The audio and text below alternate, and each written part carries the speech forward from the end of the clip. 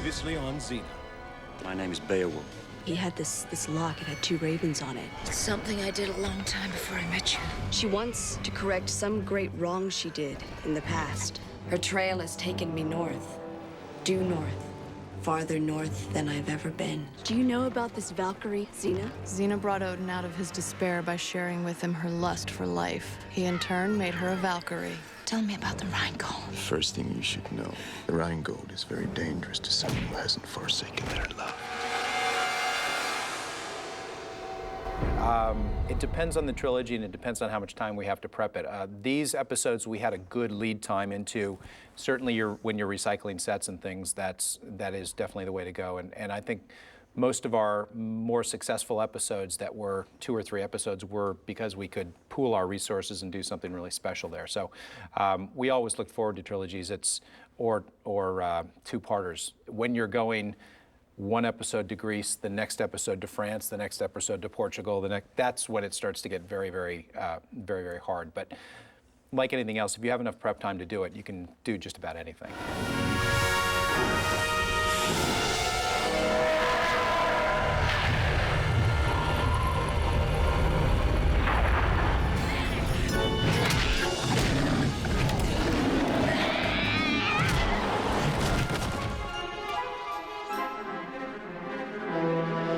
I always wanted to be a writer. When I was a kid, I was a huge bookworm, huge movie fan. I always knew I wanted to be some kind of artistic something. And then in high school, it sort of just turned into writing.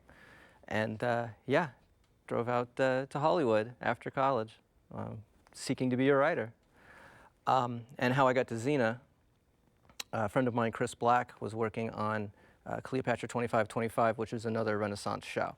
And I had worked with him before on another show, and he got me in the room to pitch an idea to them, which I understand is really rare. They don't like to take it's very hard to get them to take a pitch. But I went in and I pitched 4 or 5 things, and they liked one, and it turned into an episode, and it turned out really great. I mean, I thought it was just great. I seemed to capture that show, and they said, could you write a Xena?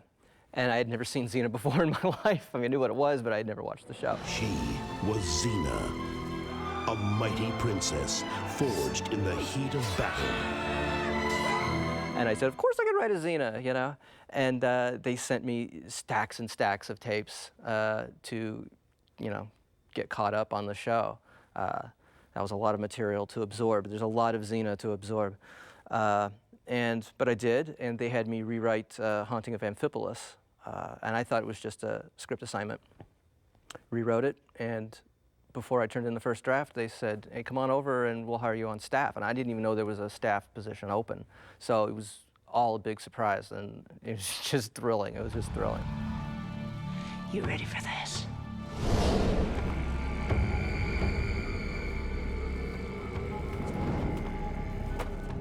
You know, the first thing I did was Haunting of Amphipolis as a freelance, and then my first day, they sat me down and said, the next thing you're going to do is the middle part of this North Ring trilogy based on the Wagner operas.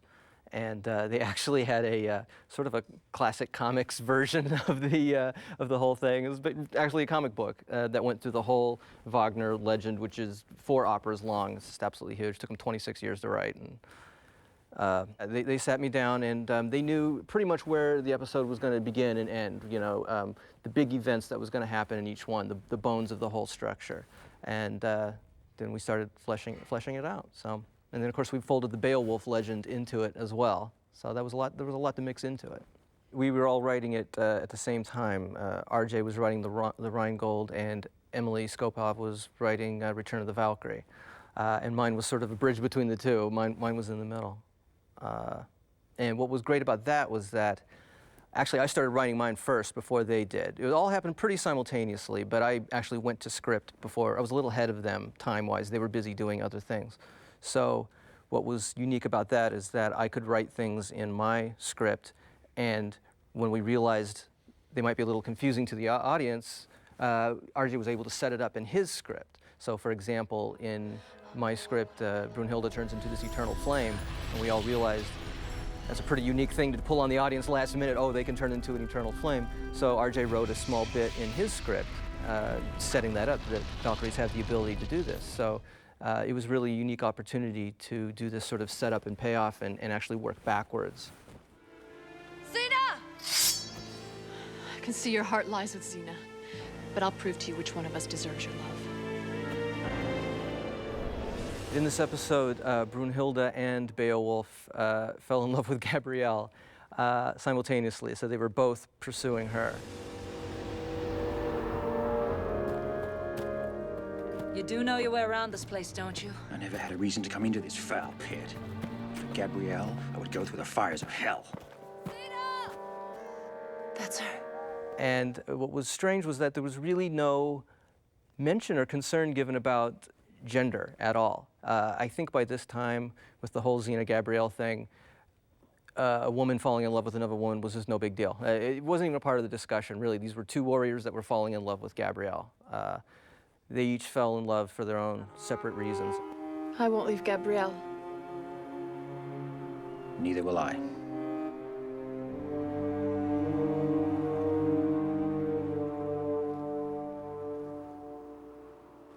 Well, I guess we're in this together then. I think Beowulf was sort of a love at first sight. As soon as he saw her, he just saw the goodness and the heart and the valor and the purity that she had, and he knew he wanted that. So his arc was kind of, not one note, but right from the get-go, he was in love with her. Brunhilde had a much longer arc. She was sent to betray Gabrielle and Xena, and I suppose to kill them, but eventually she fell in love with Gabrielle, actually romantically at first. And then towards the end, her character had this great arc where she realized that the truth and the purity and the valor that's within Gabrielle, it changes her into putting up with this big self-sacrifice. So it was a great little arc. This ring is too powerful to fall into undeserving hands. And so are you. But I can't protect you in this form, not from Odin. And he and Brunhilde will stop at nothing. They'll kill everything associated with Xena. In this form. I'll become an eternal flame for you. Only your true soulmate will be able to pass through the fire. You'll be safe. The motivation I was given for Xena, for this story, was that Xena had sort of set this fire 35 years ago by creating this monster, and now she has to stomp it out. The monster that she created is killing people. So as far as the mandate I was given was Xena should kill this monster because it's slaughtering villages on the hillside, etc. So yeah, she sets out to kill it. And I think there was talk in the room of, well, are we going to do one of those Xena kills the enemy story or Xena enlightens the enemy story? And I think it came down to, obviously, curing or healing the monster, and that happened in RJ's script after mine. But since it wasn't going to happen in mine, I really didn't have to deal with it too much at all.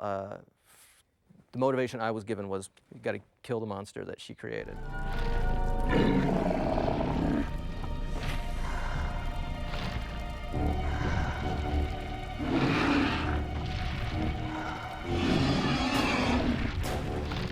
Come and get some. Why did the ring make Xena lose her memory? Well, we went round and round about the rules of the ring, what it would do for you, what it wouldn't do for you. It got pretty complex. The characters ended up sort of explaining to the audience a lot what the ring would do for you. Chapter 3, subparagraph A, the rules of the ring, this would happen. But one of the things, if you have not forsaken love, the ring will take away that which you value most. And we decided for Xena it would be her memory of Gabrielle and the woman that Gabrielle helped her become. What do you hold dearest in your heart, Xena? Are you ready to lose it? I'm out of options, Odin. Kill her and kill Gabrielle!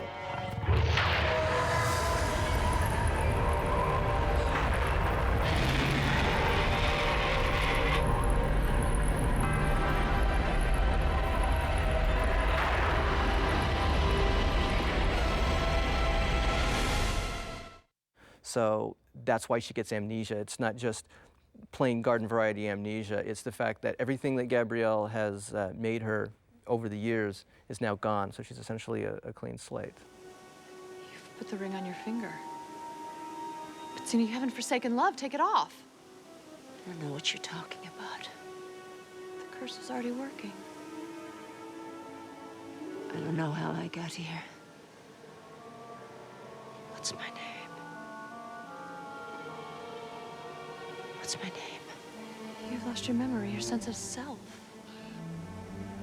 What about Gabrielle?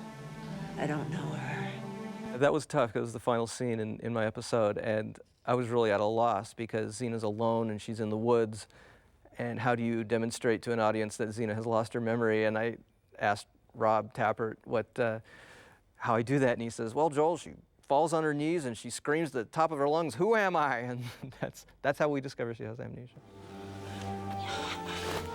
Who am I? Please tell me. Who am I? After everything that had come up before that, and just the way they filmed it in the overhead crane shot, and it was a great fade out.